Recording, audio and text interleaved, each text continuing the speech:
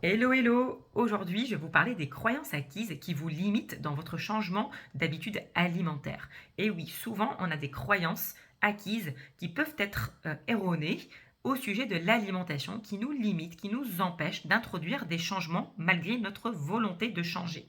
Alors, par exemple, on a souvent cette croyance que améliorer, changer mon alimentation, mes habitudes alimentaires, est synonyme de restriction et de frustration, que je vais me sentir frustrée. Eh ben, qui a dit ça? Pourquoi? Pourquoi est-ce que ce serait toujours automatique? Changer mon alimentation égale restriction, frustration. Ça, c'est ce qu'on peut peut-être mentionner dans les régimes classiques restrictifs qu'on appelle. Mais il n'y a pas que ce type de régime, il n'y a pas que ce type de méthode.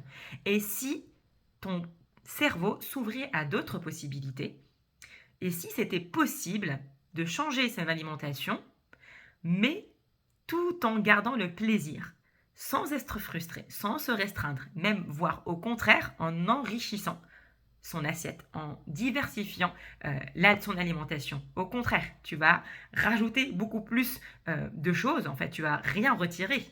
Et si c'était possible ça? Donc il faut y réfléchir. C'est pourquoi c'est important de mettre de la lumière sur tes croyances acquises, tes croyances à toi. Et souvent, ça va se répéter dans des phrases un peu automatiques, des réflexions automatiques que tu vas avoir au sujet d'alimentation. Ah non, je ne vais pas manger ça parce que ça fait grossir.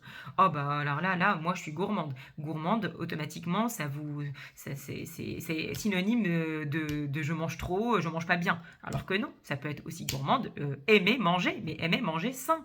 Aimer manger ne veut pas forcément dire manger mauvais. Ok?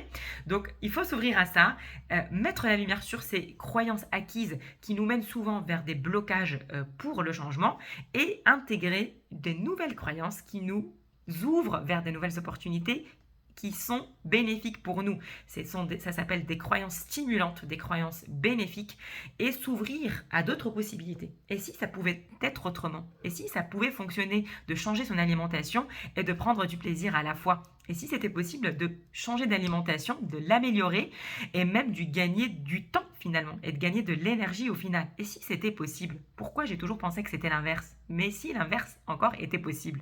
C'est ça les questions que tu dois te poser pour mettre la lumière sur tes croyances acquises et ensuite intégrer des nouvelles croyances, t'ouvrir à des nouvelles possibilités et enfin enclencher le changement pour ton alimentation, le vrai changement réel mais durable.